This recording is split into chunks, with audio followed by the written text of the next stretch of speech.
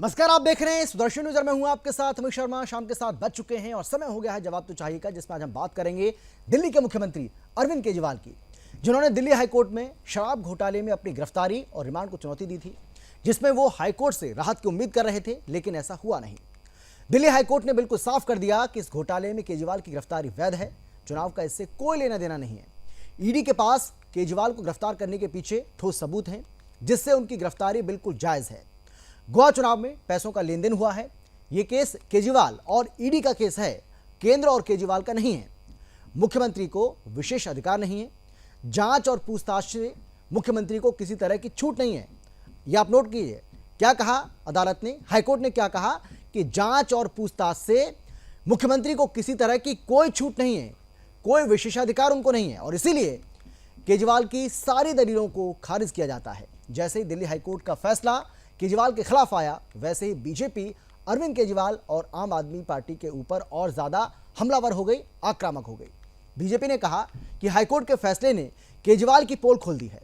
वहीं आपने हाईकोर्ट के फैसले पर असहमति जताते हुए सुप्रीम कोर्ट जाने की बात कही है। कुल मिलाकर केजरीवाल का ठिकाना अभी जेल ही रहेगा, क्योंकि केजरीवाल की हाईकोर्ट में सभी दलीलें फेल हो गई हैं। ऐसे में सवाल यह है कि क्या केजरीवाल और आम आदमी पार्टी के दावे झूठे हैं? क्या आपका राजनीतिक साजिश का आरोप गलत है? क्या केजरीवाल के जरिए आप लोकसभा चुनावों में सिंपैथी वोट हासिल करना चाहते हैं? और आखिर में सबसे बड़ा सवाल ये कि क्या सुप्रीम कोर्ट से केजरीवाल को कोई राहत मिलेगी भी, या फिर वो इसी तरह से आफत का सामना करते रहेंगे? क्योंकि ये कहा गया है आम आदमी पार्टी की ओर से कि ठीक है, उनको हाईकोर्ट की ओर से झटका लगा है, लेकिन अब केजरीवाल जो है वो सुप्रीम कोर्ट जाएंगे और सुप्रीम कोर्ट में भी यही सेम अर्जी दाखिल करेंगे। तो ऐसे में सवाल हमारा ये है कि क्या अरविंद केजरीवाल को, अगर वो सुप्रीम कोर्ट जाते भी हैं, तो क्या वहां से किसी तरह की कोई राहत की उम्मीद वो कर सकते हैं, या इसी तरीके से उनको आफत का सामना करना पड़ेगा? आज चर्चा इसी को लेकर करेंगे, लेकिन पहले एक रिपोर्ट आपको हम दिखाते हैं, देखिए जरा।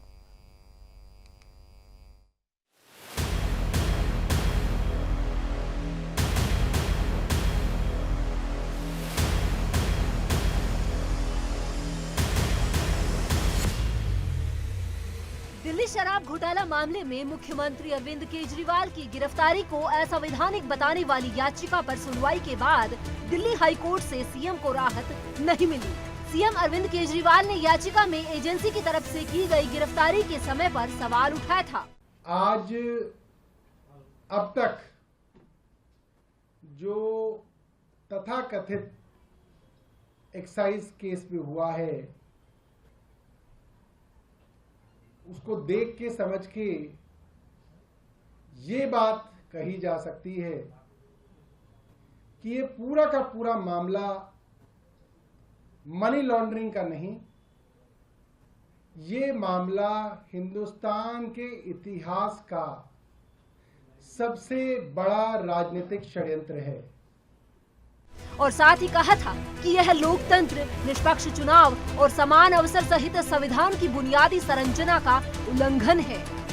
जिसके जवाब में कोर्ट ने आज स्पष्ट किया कि कोर्ट का राजनीति और चुनाव से कोई मतलब नहीं होता है, और साथ ही जांच एजेंसी द्वारा गिरफ्तारी को वैध माना है। कोर्ट ने कहा, जज कानून से बंधे हैं, राजनीति से नहीं, और निर्णय कानूनी सिद्धांतों के आधार पर लिखे जाते हैं, न कि राजनीतिक संबंध के आधार पर। कोर्ट ने कहा कि एक आदमी को अगर अप्रूवर बनाना या नहीं बनाना वो कोर्ट का कार्य है, वो कोर्ट का कार्य है, ईडी का कार्य नहीं। गिरफ्तारी को लेकर भी कमेंट किया है। गिरफ्तारी जो है वो बराबर थी, गिरफ्तारी में कोई गलती नहीं हुई, ये भी कोर्ट ने कहा। बता दें कि सुनवाई के दौरान ईडी ने अरविंद केजरीवाल की याचिका का विरोध किया।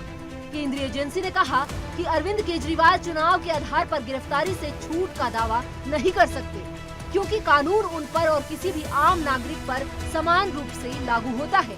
था कथित आम आदमी मुख्यमंत्री के बारे में स्पष्ट रूप से माननीय न्यायालय कह रहा है कि सामान्य यानी आम आदमी के लिए एक नियम और आम आदमी पार्टी के मुख्यमंत्री के लिए दूसरा नियम, यानी नाम तो आम, दीवाने आम, और चाहते हैं कि डील किया जाए दीवाने खास की तरह, तो ये खासो खुसूस खासियत पूरी तरीके से खारिज कर दी गई कोर्ट के द्वारा। आपको बता दें कि अरविंद केजरीवाल को ईडी ने 21 मार्च को लंबी पूछताछ के बाद उनके आवास से गिरफ्तार किया था और जिसके बाद वो न्यायिक हिरासत में है। 1 अप्रैल को कोर्ट ने उन्हें 15 अप्रैल तक के लिए न्यायिक हिरासत में भेज दिया। Bureau report, Sudarshan news.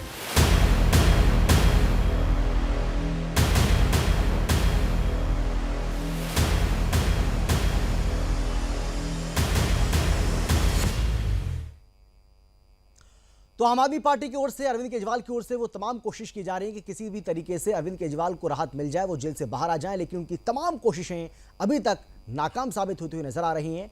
और अब दिल्ली हाईकोर्ट का दरवाजा उन्होंने खटखटाया तो सही, लेकिन वहां से भी उन्हें किसी तरह की कोई राहत नहीं मिली है। यानी कि आप कह सकते हैं कि अरविंद केजरीवाल के लिए जो जेल के ताले हैं वो टूटे नहीं हैं, जेल के ताले अभी भी बंद हैं, लगे हुए हैं। आज चर्चा इसी को लेकर करेंगे, लेकिन कौन कौन खास मेहमान हमारे साथ मौजूद है, सबसे पहले उनसे आपको हम परिचय कराते हैं। हमारे साथ बीजेपी की ओर से बीजेपी के प्रवक्ता खेमचंद शर्मा जी जुड़ गए, बहुत स्वागत है सर आपका। इसके अलावा हमारे साथ ज्ञान रंजन, इंजीनियर ज्ञान रंजन जी, जो कि कांग्रेस के नेता हैं, वो हमारे साथ जुड़ गए हैं, आपका भी स्वागत है सर। इसके अलावा आम आदमी पार्टी की ओर से आम आदमी पार्टी के प्रवक्ता अमित शर्मा जी हमारे साथ जुड़ गए हैं, अमित जी आपका भी स्वागत है। इसके अलावा सुप्रीम कोर्ट के अधिवक्ता हैं संदीप मिश्रा जी, अक्सर आपको टीवी डिबेट के अंदर उनको हमारे साथ देखते हैं, एक बार फिर से हमारे साथ मौजूद हैं, आपका भी स्वागत है सर। और इसके अलावा प्रोफेसर अजय कुमार झा, जो कि पॉलिटिकल एक्सपर्ट हैं, पॉलिटिकल एनालिस्ट हैं, वो भी हमारे साथ जुड़ गए हैं, आपका भी स्वागत है। लेकिन सबसे पहले अमित जी मैं आपके पास आना चाहता हूं और सीधा सवाल मेरा आपसे यह है कि भाई देखिए, तमाम तरह की दलीलें दी जा रही हैं, सब कुछ आपकी ओर से कहा जा रहा है, लेकिन हाईकोर्ट कुछ भी सुनने को तैयार नहीं है और साफ शब्दों में कहा कि भाई अगर आप मुख्यमंत्री हैं तो ऐसा नहीं है कि आपको कोई विशेषाधिकार मिल जाता है, आप जांच आपसे नहीं की आपकी जांच नहीं हो सकती है या आपसे पूछताछ नहीं की जा सकती है, किसी तरह की कोई छूट नहीं है आपको मुख्यमंत्री होने के नाते। और अगर अदालत की ओर से टिप्पणी की जाती है, क्योंकि आपकी ओर से बार बार ये कहा जा रहा है कि ये मामला राजनीतिक है, ये मामला राजनीतिक साजिश से जुड़ा हुआ है, लेकिन अदालत ने बिल्कुल साफ कर दिया कि ये जो मामला है वो केंद्र और केजरीवाल के बीच का मामला नहीं है, ये जो मामला है वो ईडी और केजरीवाल के बीच का है। क्या कहेंगे? देखिए, सबसे पहले तो मैं ये बताना चाहूंगा आपके माध्यम से कि भारतीय जनता पार्टी और ईडी ने जो पूरे षड्यंत्र रचा, पूरी स्क्रिप्ट बनाई, इस स्क्रिप्ट में अरविंद केजरीवाल जी को अंदर ले गए। अब ये बाहर, जब तक चुनाव का पूरा मुद्दा खत्म नहीं हो जाता तो ये बाहर निकलने नहीं देंगे। दूसरी बात ये है कि इनके साथ भी वही व्यवहार किया जाए जो एक आम पब्लिक के साथ होती है। इनको कोई पॉलिटिकल मतलब वो रिलीफ नहीं मिलेगी, नहीं मिलनी भी नहीं चाहिए, क्योंकि न्याय सबके लिए बराबर होता है, ये हम भी जानते हैं और आप भी जानते हैं, देश की जनता जानती है। लेकिन मैं एक प्रश्न हमारे सवाल में और हमारे कार्यकर्ताओं के विचार में आ जाती है कि ये जब निष्पक्षता की बात आती है तो विपक्ष के ऊपर क्यों तलवार अटक जाती है और अब पक्ष के ऊपर ये तलवार क्यों नहीं अटकती? ये तलवार अटक जानी चाहिए थी अजीत पवार जी के ऊपर, जिन्होंने 70,000 करोड़ रुपए घोटाला कर लिया। ये तलवार लटक जाती अगर हेमंत बिश्वा शर्मा के ऊपर, जिन्होंने घोटाला किया। ये तलवार तमाम एक एक भारतीय जनता पार्टी में जो बाहर से आकर के शामिल हुए, जो अंदर बैठे हैं, वो भी शामिल कर रहे हैं। जब इनका एक अश्लील वीडियो भी आ गया इनका प्रतीक पांडे जी का, उसके ऊपर निष्पक्षता जांच हो जाती। निष्पक्ष, देखिए, निष्पक्ष कह देना और निष्पक्षता बात कर देना, निष्पक्ष की बात करना नहीं। अमित जी क्या अदालत के फैसले पर आप सवाल खड़ा कर रहे हैं? क्या ये मानूं मैं आपकी बात से? मैं तो एक देश का नागरिक हूँ और मैं तो एक देश का नागरिक हूँ। नहीं, देश का नागरिक होने के नाते आपको सवाल खड़ा करने का अधिकार है, लेकिन अगर आप अदालत के फैसले पर सवाल खड़ा करेंगे तो ये अदालत की अवहेलना मानी जाएगी। और मुझे ऐसा लग रहा है आपकी बातों से कि आप अदालत का जो आदेश है उसकी अवहेलना ही कर रहे हैं, अगर ऐसी बात आप बोलेंगे तो। नहीं, मैं बिल्कुल अदालत से भाई अरविंद केजरीवाल को, उनके वकील को पूरा मौका मिल रहा है ना भाई, अदालत के अंदर वो अपनी दलीलें पेश कर रहे हैं और ईडी अपनी दलीलें पेश कर रही है, तो जिसकी दलीलों में दम है उसके हिसाब से फैसला आ रहा है। सुनिए मेरी बात जी, 70,000 करोड़ जो घोटाला करता है वो तो डिप्टी सीएम बन जाता है और 100 करोड़ का आरोप जिसकी मनी ट्रेल अभी तक नहीं पकड़ी गई। नहीं, आप भाई दूसरे का नाम लेकर, नहीं, आप दूसरे का नाम लेकर तो ये तो नहीं कह सकते ना कि अरविंद केजरीवाल बिल्कुल पाक साफ हैं, तो उन्होंने कोई भ्रष्टाचार नहीं किया, ये तो आप नहीं कह सकते ना भाई। अगर नहीं, बात आम आदमी पार्टी की हो रही है, बात अरविंद केजरीवाल की हो रही है, तो आप उसकी बात करिए ना भाई। नहीं मिला और अभी कोर्ट भाई जिन लोगों का आप नाम ले रहे हैं अमित जी, जिन लोगों का आप नाम ले रहे हैं, वो अदालत का काम है, अदालत अपने हिसाब से कार्रवाई करेगी। वो जांच एजेंसियों को, जो जांच एजेंसी है ना हमारे देश की, जांच एजेंसियों के ऊपर छोड़ देते हैं। लेकिन अभी बात अरविंद केजरीवाल की करना चाहते हैं हम। मैं आपसे ये जानना चाह रहा हूँ, मैं नहीं, आप पहले मेरी बात तो सुन लीजिए सर। फिर मैं वही बात बोलूंगा। नहीं, आप मैं हमारी बात सुनोगे। हाँ। आप हमारी बात क्या सुन रहे हैं? मैंने पहले 1.5 से 2 मिनट आप ही की बात सुनिए सर। प्रवक्ता के लिए बोलिए। हमारी बात सुन कर है। हाँ बोलिए ना। मैं कह रहा हूँ निष्पक्षता होनी चाहिए तो बराबर की होनी चाहिए, ना कि एक अपोजिशन देख रहे हो आप। 35 जगह पे आज ईडी ने छापा मारा, सीबीआई ने आज अपनी पार्टी के ऊपर, भारतीय जनता पार्टी के कौन से कार्यकर्ता के ऊपर उस लिस्ट में नाम है, वो हमें एक बार दिखा दे कि हमने किस किस के भारतीय जनता पार्टी के कार्यकर्ता इतने दूध के दूल्हे पूरे देश में जो सरकार चला रही है, पूरे वर्ल्ड में जो पर्चा लहरा रही है, और एक सुपारी बराबर पार्टी केजरीवाल जी का, उसको आप गले में अटक दें क्योंकि एक ईमानदार आदमी को आपने अंदर कर रखा है और छोड़ने की जरूरत भी नहीं करेगी। अरे भाई, अंदर करने में केंद्र सरकार का, बीजेपी का कोई रोल नहीं है, आप ये भी तो समझिए ना। बीजेपी की हो जाती है भाई, जांच एजेंसी अपना काम कर रही है। जांच एजेंसी को कटघरे में खड़ा करना ये कहां तक ठीक है? और अब तो मामला अदालत में, फैसला अदालत का है भाई, ना केंद्र सरकार का फैसला है, ना बीजेपी का फैसला है। नहीं सुनिए, चलिए मैं आऊंगा आपके पास, मैं लौटूंगा आपके पास, मैं आता हूं आपके पास, ठीक है। लेकिन ज्ञान रंजन जी, सवाल मेरा आपसे ये है कि भाई देखिए, क्योंकि अब मिलकर आप चुनाव लड़ रहे हैं दिल्ली में, लेकिन अरविंद केजरीवाल को किसी तरह की कोई राहत नहीं मिल रही है, और अदालत ने जो आज टिप्पणी की है उसको आपको ठीक से देखना भी पड़ेगा, आपको पढ़ना भी पड़ेगा। और जब आप उसको देखेंगे, आप उसको पढ़ेंगे, तो आपको ऐसा महसूस होगा कि अरविंद केजरीवाल की जो मुश्किलें हैं वो बढ़ती हुई नजर आ रही हैं। आने वाले समय में किसी तरह की कोई राहत उनको मिलेगी, इसकी उम्मीद अगर आप कर रहे हैं, तो हो सकता है ये गलतफहमी हो आपकी।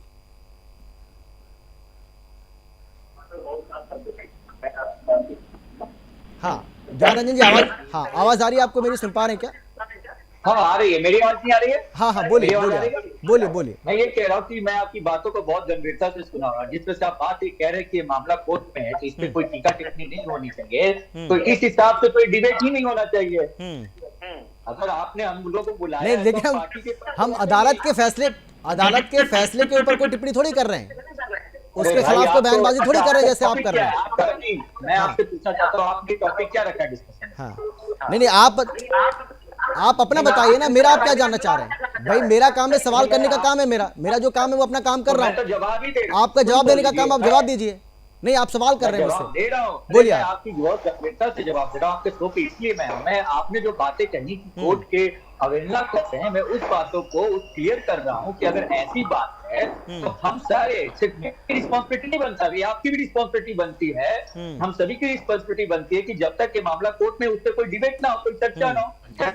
लेकिन ज्ञान रंजन जी आपकी भी रिस्पॉन्सिबिलिटी ये बनती है, जब पंजाब हरियाणा हाई कोर्ट की तरफ से, मैं सुनिए ना, पंजाब हरियाणा हाईकोर्ट की तरफ से जब चुनाव को लेकर फैसला आता है, चुनाव को रद्द किया जाता है, चुनाव दोबारा से होता है और उसके बाद आम आदमी पार्टी का मेयर वहां से बनता है, जिस तरीके से आप उसका फैसले का स्वागत करते हैं, आप ये कहते हैं कि ये लोकतंत्र की बहुत बड़ी जीत है, न्यायपालिका ने आज और भरोसा अपने ऊपर बढ़ा दिया है।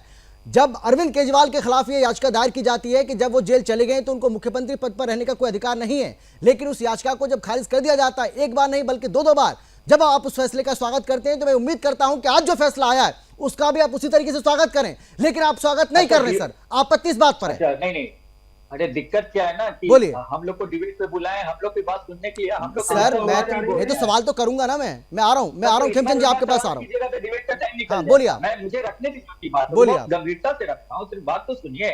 मैं ये कहना चाहता हूँ कि कोर्ट में अगर आपकी बात को मानता हूँ, मैंने तो अपनी बात रखी नहीं, मैं तो आपकी बात को कोट रहा था। मैं एक बात कहना चाहता हूँ कि ये मामला, अगर ये मामला कोर्ट में है, कोर्ट में अगर रिजेक्ट कर दिया तो हमें, हमारा अधिकार ये बोलता है कि हम भी जाके हाई कोर्ट, सुप्रीम कोर्ट में जाके अपील करेंगे। हाँ जाइए ना, कौन रोक रहा है आपको?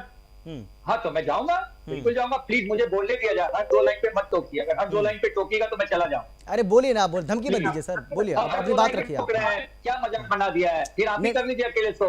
अरे सर नहीं, तो ऐसा थोड़ी है कि आप कुछ भी बोल के चले जाएंगे, मैं सुनता रहूंगा सर। ज्ञान रंजन जी ऐसा भी नहीं होगा कि आप कुछ भी बोलते रहे और मैं चुप रहूं। हाँ बोलिए ना आप, अब मैं मौका दे रहा हूं तो आप बोल नहीं रहे, तो आप चुप तो होइए भाई। अरे मैं चुप हूँ, आप बोलिए, आप बोलिए आप। मेरी बात तो सुनिए, समय खराब हो रहा है। कि हमारा जो अधिकार है, हम सुप्रीम कोर्ट में जाके हम अपील करेंगे, तो ठीक उसी तरह से आपका भी ये नहीं बनता है ये कहने के लिए कि हम उसका स्वागत कर रहे हैं, रिजेक्ट करते हैं। हमारा संविधान हमें अधिकार देता है कि हमें क्या करना है। दूसरी सबसे बड़ी बात मैं आपको बताना चाहता हूँ, जिस तरह से देश में माहौल है, इंडिया गठबंधन के ऐलान देख के दिल्ली में बीजेपी की जो होती है ना सत्ता हिलते हुए नजर आ रही है। 2024 में सबसे बड़ी जो बात है जिसकी वजह से डर है ईडी और सीबीआई और अदर इंस्टीट्यूशन को जो मोदी जी यूज कर रहे हैं, उसके पीछे सिर्फ मात्र एक कारण ये है कि उन्हें 2024 में नंबर लाने, क्योंकि उन्हें दिख रहा है कि हिंदी पट्टी में रिपीट करो मेरी बातों को बहुत गंभीरता से सुनेगा, हिंदी पट्टी में भी उनके सीट इस बार कम होने जा रहे हैं। और वो इस बार जो छोचलेपन दिखा रहे हैं ना कि 400 पार, आप देखिएगा कि 200 भी नहीं आ पाएंगे। और यही कारण है कि इस तरह की चीजों को किसी भी तरीके से वो लोगों को बड़गला के, सबसे बड़ा उदाहरण मैं देता हूं आपको, बहुत ताज्जुब होगा जो आप लोग के नजर से अभी छुपा हुआ है लेकिन मैं सामने लाने की कोशिश करता हूं। आप देखो कि बिहार का एग्जांपल लेते, छोटा सा एग्जांपल लेते, बिहार में ये अलग थे, इनके पास सर्वे आया कि ये बिहार में 8-9 सीटें भी नहीं जीत रहे थे, ये तुरंत जेडीयू के पास चले गए। जेडीयू के सर्वे के बाद भी अब इनके पास एक सर्वे आया कि ठीक है, लेकिन ज्ञान रंजन जी अरविंद केजरीवाल 2014 में बाहर थे, 2019 में भी बाहर थे। अगर आपको लग रहा है कि भाई चुनाव के लिहाज से ये फैसला लिया गया है, जो भी आप आरोप लगा रहे हैं, तो इन आरोपों में मुझे तो कोई दम नजर नहीं आ रहा है। दूसरी बात, आपकी ओर से बहुत सारी बातें कही जा रही हैं, आप बिहार पहुंच रहे हैं और भी कहीं पहुंच रहे हैं, लेकिन मैं तो दिल्ली की बात कर रहा हूं, है ना। तो भाई 2014 में भी वो बाहर थे, 2019 में भी वो बाहर थे, उन्होंने बाहर रहकर क्या कर लिया? दिल्ली की सातों के सातों सीटें किसके पास गई सबको पता है ना। भाई सत्य को तो आप झुटला नहीं सकते। तो और अदालत ने जो आज बात कही है, कम से कम उस पर तो ये भरोसा करिए ना, उस पर तो यकीन करिए। अदालत कह रही है कि ये मामला राजनीतिक मामला है ही नहीं, इसका राजनीति से लेना देना कोई नहीं है, राजनीति से लेना देना है ही नहीं इसका। चलिए ठीक है, मैं आपके पास लौटता हूं, मुझे एक ब्रेक के लिए बोला जा रहा है, उसके बाद बाकी जो मेहमान है मेरे साथ उनके पास भी मैं जाता हूं। जल्द लौटेंगे छोटे से ब्रेक के बाद, फौरन लौट रहे हैं।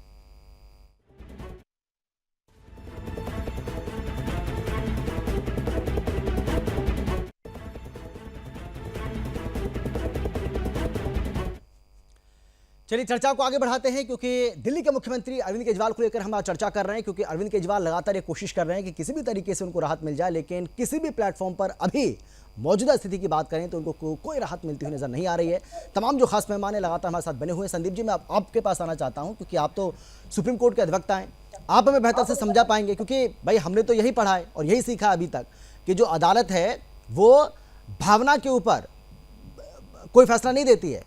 भाई अदालत जो है वो साक्ष्यों के आधार पर, सबूतों के आधार पर, तथ्यों के आधार पर किसी तरह का फैसला देती है।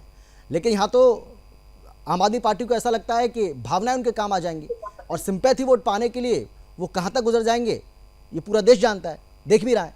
संदीप जी, देखिए ऐसा है, आपने देखा होगा अभी 2-4 दिन पहले संजय सिंह जी जमानत पे छूटे, तो इससे एक तरह से जश्न का माहौल बना। जी, न्याय का एक प्रक्रिया है, अदालतों का एक सिस्टम बना हुआ है कि किस काम के लिए किस अदालत में जाना होगा। उसी दिन मैंने कहा था कि दूध का दूध, पानी का पानी ट्रायल कोर्ट से ही होगा जी, और ट्रायल कोर्ट ही डिसाइड करती। उसी तरह जब कोई व्यक्ति अरेस्ट हो जाता है तो उसके लिए पहला चारा होता है कि एमएम के या सेशन कोर्ट में जहां पे उसकी गिरफ्तारी हुई वहां जाए बेल के लिए। वहां से अगर बेल डिसमिस होती है तो आदमी हाई कोर्ट जाता है, हाई कोर्ट से खारिज होती है तो आदमी सुप्रीम कोर्ट पहुंचता है। लेकिन आप रिट में जाकर के पूरी प्रक्रिया को ही चैलेंज करने लगे और ऐसा दिखाने का प्रयास करें कि आपके साथ बहुत बड़ा अन्याय हो गया और जो व्यक्ति आपको अरेस्ट कर रहा है उसको कानूनी प्रक्रिया का ज्ञान नहीं है।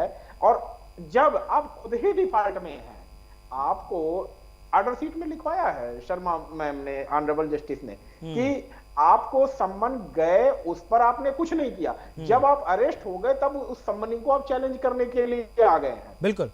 और एक चीज, अभी छोटा सा उदाहरण मैं दूं, नया नया लड़का जब दरोगा बन जाता है ना एक तरह से, तो उसको बहुत जोश रहता है। वो फिर क्या करता है, किसी दिन एक विधायक जी से भिड़ जाता है या फिर किसी जज साहब से भिड़ जाता है, और फिर जब उसे 2-4 जगह झाड़ पड़ती है तब वो जान जाता है कि नौकरी करनी कैसे है। तो अरविंद केजरीवाल जी के साथ दिक्कत वही थी। इन्होंने पहली बात तो एक सामाजिक आंदोलन किया, आंदोलन करके वो मुख्यमंत्री तो बन गए, तो कहते तो थे कि हम आम आदमी हैं, लेकिन इनके अंदर यही था कि अब तो मैं दिल्ली में खास आदमी हो गया और मेरे लिए खास प्रोसीजर होना चाहिए। आखिर आप क्यों नहीं उसकी संबंधी को चैलेंज करने, आपको डर नहीं था? बिल्कुल। आपको क्या झारखंड के मुख्यमंत्री की बात समझ में नहीं आई? आखिर वो क्यों अरेस्ट हुए, उन्होंने क्यों मुख्यमंत्री अपॉइंट किया? अभी देखिए इन सब चीजों को समझने की आवश्यकता, और कोर्ट का एक लाइन बड़ा क्लियर था कि there should not be difference of law between classes and masses.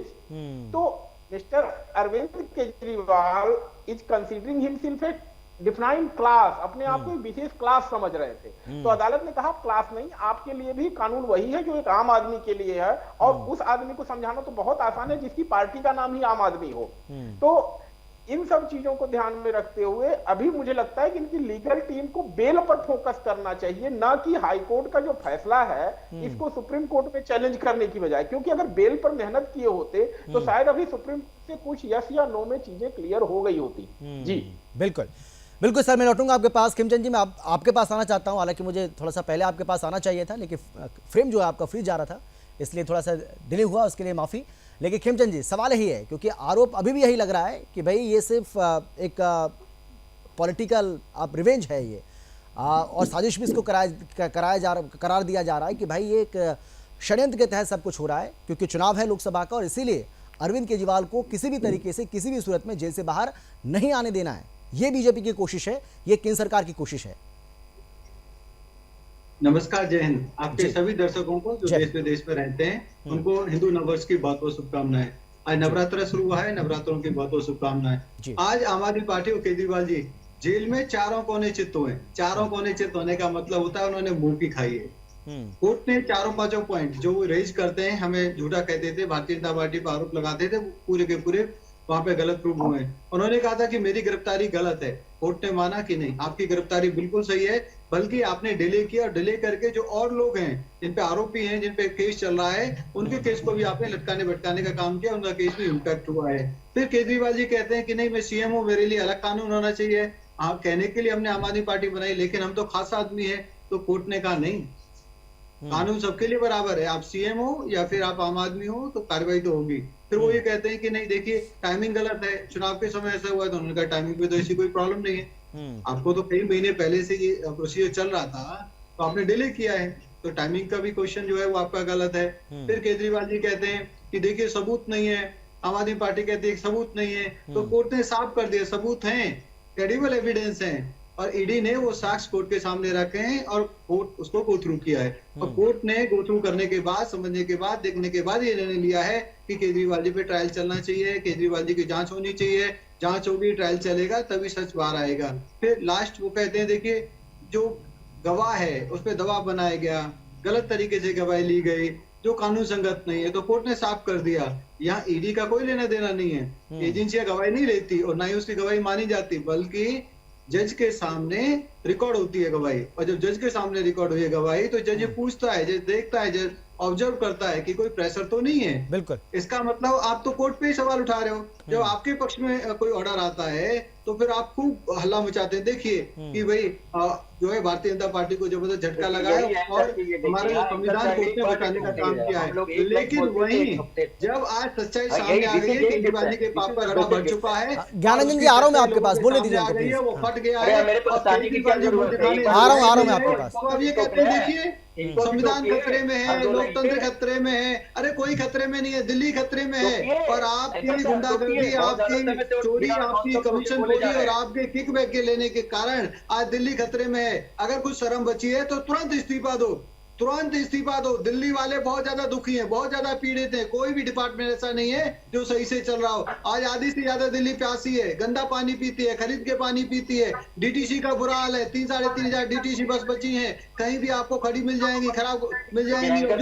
चलिए ठीक है, मैं आता हूँ आप दोनों के पास, मैं आता हूँ, मैं लौटूंगा आप दोनों के पास। अजय कुमार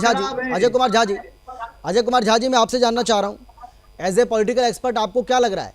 भाई आरोप प्रत्यारोप तो चलते रहेंगे, राजनीति में सब चलता भी है, लेकिन हम तो कह रहे हैं कि अदालत जो फैसला देती है, जिसका जिक्र इसके पहले भी मैंने किया, अदालत तो तथ्यों के आधार पर, सबूतों के आधार पर फैसला देती है ना, लेकिन उस पर भी सवाल खड़ा किया जा रहा है।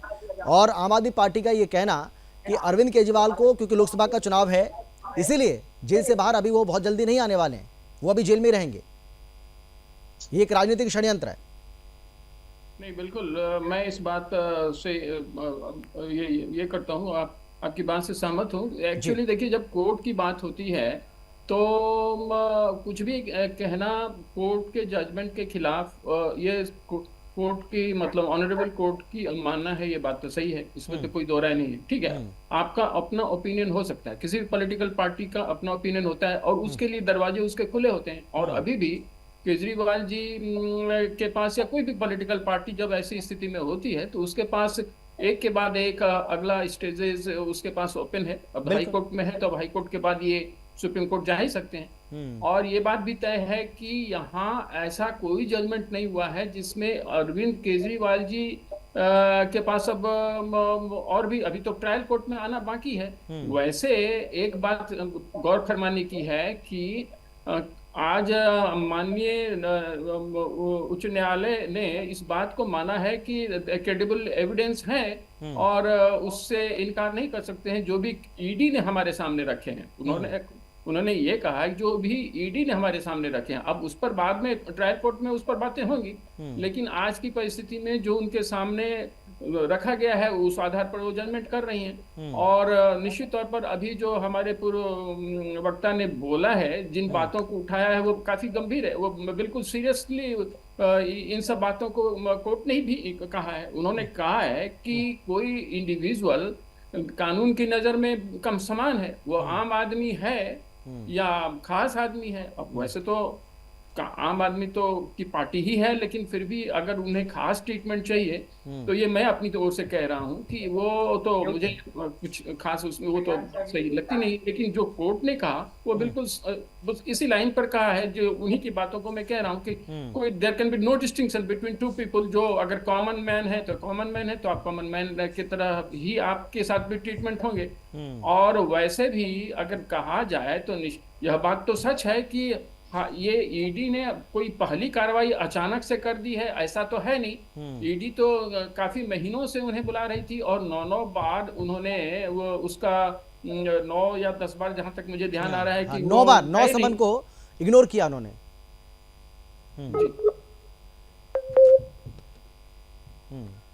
बिल्कुल बिल्कुल। हाँ, नहीं बोलिए, आप बोलिए, अपनी बात पूरी कीजिए जल्दी से। मैं वही कह रहा था। और जहां तक इस बात का सवाल है कि केजरीवाल जी को कोई परेशान कर रहा है, उसमें भाजपा है या केंद्र की सरकार है, ऐसा भी उसने मानने से साफ इनकार कर दिया। यह भी सत्य है कि ये एक इन्वेस्टिगेटिंग एजेंसी है जिसको इस काम के लिए ही कानून के द्वारा बनाया गया है। और यह एजेंसी भाजपा के समय में मोदी जी ने नहीं बनाया है, यह पहले से बना हुआ है। जहां तक मेरे ध्यान में है कि यह कांग्रेस के समय से ही बना है। और वैसे भी ईडी जो है सिर्फ एक देश में, भारत में ही ऐसा नहीं बना है। मनी लॉन्ड्रिंग केस एक ग्लोबल एग्रीमेंट के तहत सारे देश में अपने अपने तरीके से वहां इस तरह के एजेंसीज बनी हैं। और वहाँ हमारे भारत सरकार के वहाँ एग्रीमेंट है कि हम भी बनाएंगे पीएमएल का, अगर कोई भी उस तरह की बात होगी तो उस पर हम लोग देखेंगे अपने देश में। तो उसी के तहत ये हुआ है। और उसे खुद सुप्रीम कोर्ट ने इस पूरे के पूरे पीएमएलए कानून को सही माना है। तो बहुत सारी चीजें हैं। और वैसे भी इनके पास नहीं, लेकिन इस पर पीएमएलए को लेकर तो, क्योंकि मामला ये अदालत में है, अभी इसको लेकर सुनवाई भी होनी है, तो इसको तो चैलेंज किया हुआ है, ये बात तो सही है। लेकिन फिर भी सवाल ये है कि भाई ऐसा तो है नहीं कि पीएमएलए के तहत सिर्फ अरविंद केजरीवाल की गिरफ्तारी हुई है, इसके पहले बहुत सारे ऐसे राजनीतिक नेता हैं जिनकी गिरफ्तारी हुई है। चलिए आगे बढ़ता हूं मैं। और अमित जी, मैं एक बार फिर से आपके पास आना चाहता हूं, लेकिन संदीप जी जो कह रहे थे कि भाई आपका जो जोर है ना, वो इस बात पर रहना चाहिए कि अरविंद केजरीवाल को किस तरीके से बेल मिले, उनको जमानत कैसे मिले, जेल से बाहर वो कैसे आए। लेकिन आपका जोर इस बात पर है कि भाई गिरफ्तारी हमारी क्यों की, आपका जोर इस बात पर है रिमांड पर हमें क्यों लिया। गिरफ्तारी रिमांड को तो आप जो चैलेंज कर रहे हैं, उसके बजाय अगर आप बेल को चैलेंज करें कि भाई हमें बेल दीजिए, हमें बेल चाहिए, वो ज़्यादा फायदेमंद रहेगा आपके लिए। तो क्या संदीप मिश्रा जी जो कि सुप्रीम कोर्ट के वरिष्ठ अधिवक्ता हैं, उनकी बात को मानेंगे आप? आपको लगता है कि वो ठीक कह रहे हैं? कम से कम अगर आपको फ्री का कोई जानकारी मिल रही है तो वो तो लेनी चाहिए ना आपको। देखिए, 2-3 सवाल मेरे जहन में आई अभी आपसे। सबसे पहले तो आप अभी ये कह रहे थे कि 2014 में भी अरविंद केजरीवाल बाहर थे और 2019 में भी बाहर थे। मैं तो ये कहता हूँ कि नरेंद्र मोदी जी और केंद्र सरकार, भारतीय जनता पार्टी की सरकार 2013 में भी थी, 2015 में भी थी, 2020 में भी थी, 2022 में भी थी। दूसरी बात भाई, आपने नहीं, आप वही बात करेंगे जो आपको सूट करती है, लेकिन मैंने जो भाई लोकसभा चुनाव की बात कर रहा हूँ ना मैं, आप विधानसभा चुनाव की बात कर रहे हैं। आप ही की जवाब दे, देखो सवाल तो आपने किया तो जवाब तो देना। हाँ तो बोलिए ना, बोलिए सर, बोलिए।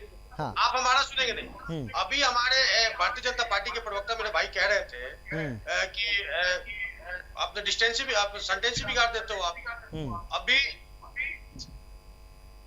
सेंटेंस बिगाड़ देते हो यार। चलो कोई बात नहीं, चलिए मैं आता हूँ आपके पास, एक और छोटी सी ब्रेक लिए मुझे रुकना है।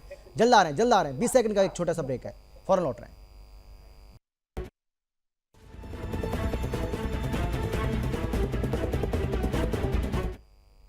हाँ अमित जी, बिना समय गवाए मैं आप ही के पास आता हूँ, बोलिए, अपनी बात पूरी कीजिए। मैं ये कह रहा था कि हमारी जो टीम है, हमारी आम आदमी पार्टी के जितनी टीम है, वो सारे बेल की लगी हुई है। लेकिन कहने का मेरा मतलब ये है कि हम अपनी बात आपसे ही पहुंचा सकते हैं। हमने सवाल कोर्ट पे नहीं उठाया, हमने सवाल उठाया था एजेंसी के ऊपर। एजेंसी अगर निष्पक्ष जांच करे, एजेंसी अगर सही तरीके से जांच करे और एजेंसी पूरे देश में छापे मारे, एक विपक्ष को टारगेट ना करके पक्षकार को भी टारगेट करे। एक नीतीश कुमार जी सदन में बयान करते हैं और भारतीय जनता पार्टी की सरकार नरेंद्र मोदी जी वो खुले मंच से कहते हैं कि ऐसे अश्लील बात करने को जो सदन में करता है उससे दूरी बना के रखनी चाहिए, और उसको आप गोद में खिला रहे हो। एक भ्रष्टाचारी जो 70,000 करोड़ रुपए कर लेता है, उसके ऊपर कोई ईडी की कार्रवाई नहीं होती है, उसको आप अपने गोद में बिठा करके डिप्टी सीएम बना देते हो। एक मुख्यमंत्री हेमंत बिस्वा शर्मा जी को जाकर के 18 गुना माफ करवा कर उनको गोद में खिलाते हो। तो कहने का मतलब ये। और दूसरी बात रह गई बात, दूसरी बात केजरीवाल जी का, अरविंद केजरीवाल जी एक शेर है, को डाल तो दिया, डाल देंगे तो इनकी बर्बादी नजर आ रही है, भट्टी कर्म नजर आ रही है। देश की जनता को और आपकी देश की जनता को आपके माध्यम से ये नहीं समझा सकते कि देश की जनता सब कुछ समझती है, सब भली बात जानती है। साइलेंट वोटर जिस तरीके से हमारे हर चुनाव में थे, इस बार वोटर उसी तरीके से चुनाव में वक्त आने पर का जवाब वोट से देंगे, जवाब वोट से मिलेगा, पूरी तरीके से हार मिलेगी। ठीक है। हाँ ज्ञानानंद जी बोलिए, ज्ञानानंद जी कुछ कहना चाह रहे हैं आप, बोलिए।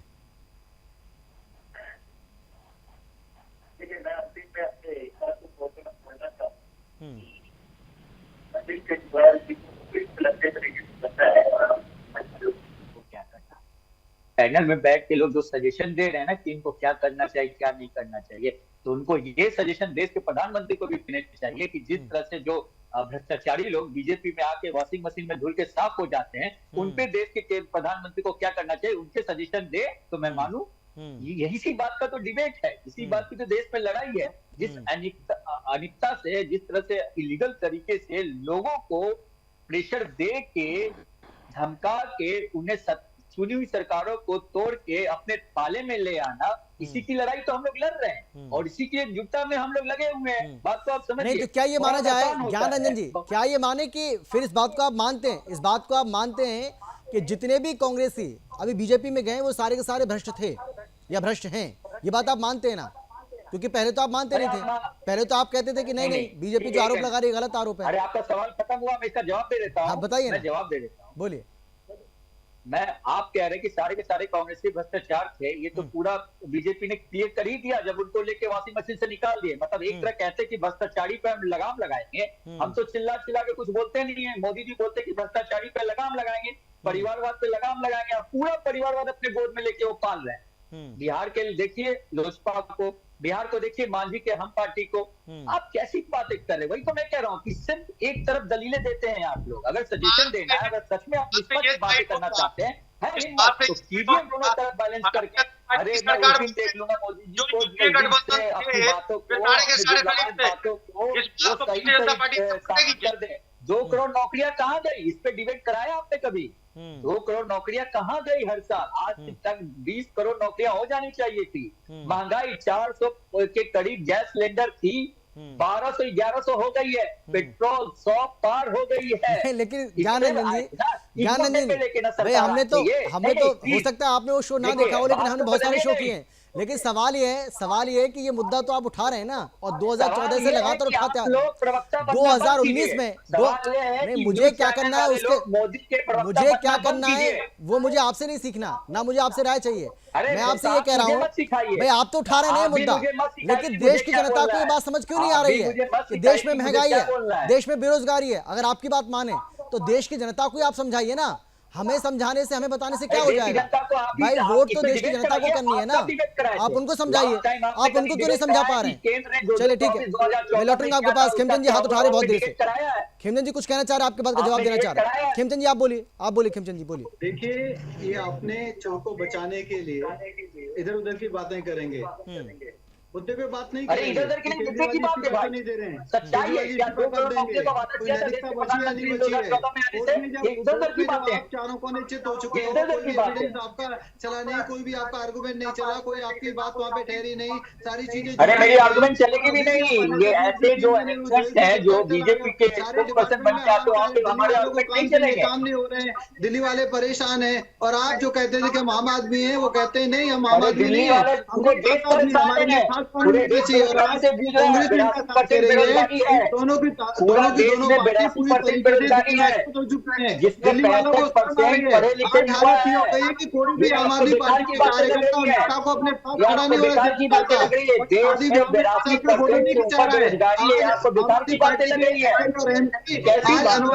है। अछूत हो गए, कोई उनके पास नहीं जाना चाहता, क्योंकि जिस तरीके का कैरेक्टर इन्होंने प्रस्तुत किया है, उस कैरेक्टर की वजह से जो ईमानदार कार्यकर्ता है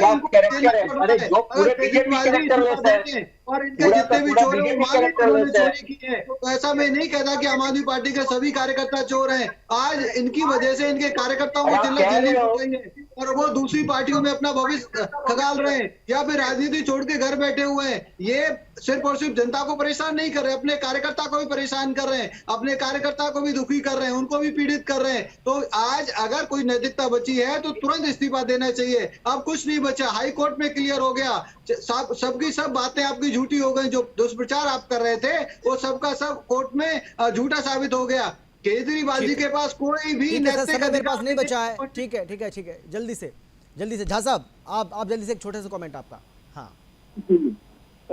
मुझे लग रहा है कि ये डिबेट अपनी तरीके से जो स्पोर्ट्स पर्सन के जितने भी स्पोर्ट्स पर्सन हैं उनके इसमें कोई दो राय नहीं। वो तो लोग करेंगे, अपनी बातों को रखेंगे और जस्टिफाई करना उनका धर्म है, वो आए भी हैं इसी काम के लिए। लेकिन एक बात को मानना पड़ेगा कि देश में कितना काम हुआ है नहीं हुआ है, आप डेटा के साथ आइए और तब बातें करिए कि क्या डेटा क्या बता रहा है। आप ये बताइए कि किस रूप में देश में विकास हुआ है या फिर नहीं हुआ है। हाँ, ठीक है। तो मैं समझता हूँ कि तभी बातों को आप जस्टिफाई कर पाएंगे, नहीं तो उस तरह से नहीं होगा। मुझे लगता है कि काफी विकास हुआ है और हर एक इंडेक्स पर विकास हुआ है। देखिए, मुझे लगता है विषय अभी चल नहीं रहा है, इसलिए मैं सवाल मेरा आपसे यही है संदीप जी मैं आपसे बस यही जानना चाह रहा हूँ कि सुप्रीम कोर्ट से कोई राहत की उम्मीद कर सकते हैं क्या केजरीवाल, आम आदमी पार्टी, अगर जाते हैं तो? मुझे नहीं लगता है सुप्रीम कोर्ट से कोई रिलीफ नहीं मिल सकती है, क्योंकि बहुत ही रीजनड ऑर्डर पास किया है ऑनरेबल हाई कोर्ट ने। मुझे नहीं लगता है सुप्रीम कोर्ट से कोई रियायत मिलने वाली है, खास करके इस पॉइंट पे। बेल के लिए अगर जाएंगे कल को तो हो सकता है वहां पे कुछ मिले रियायत जो है, लेकिन अभी आज चलिए सर, समय मेरे पास इतना ही है। माफी के साथ आप सभी को मैं रोक रहा हूं। बहुत धन्यवाद मेरे साथ जुड़ने के लिए, चर्चा में शामिल होने के लिए। लेकिन क्या अरविंद केजरीवाल अगर सुप्रीम कोर्ट जाते हैं जैसा कि आम आदमी पार्टी कह रही है, तो क्या वहां से कोई राहत मिलेगी? हालांकि अभी आपने सुना संदीप जी को, जो कि अधिवक्ता हैं सुप्रीम कोर्ट के, उनका यह कहना है कि उन्हें इस बात की बहुत उम्मीद है कि अगर इसी बिना पर वो सुप्रीम कोर्ट जाते हैं तो वहां से उनकी कोई राहत मिलती है। हाँ, लेकिन अगर वो बेल के लिए अप्लाई करते हैं कि जमानत उनको दी जाए तो हो सकता है कि राहत मिल जाए। लेकिन आम आदमी पार्टी कहीं ना कहीं सिंपैथी वोट हासिल करने के लिए इस मुद्दे को भुनाने की पूरी कोशिश कर रही है। लेकिन अदालत ने जो आज हथौड़ा चला है उसके बाद आम आदमी पार्टी को सोचना पड़ेगा कि आखिर ये शराब का पूरा जो घोटाला हुआ, शराब कांड जो हुआ है, ये वाकई में बहुत ज़्यादा शर्मनाक है और इससे आम आदमी पार्टी को सबक लेना होगा। फिलहाल इतना ही। देश और दुनिया की बाकी खबरों के लिए आप देखते रहिए सुदर्शन न्यूज़। जय हिंद।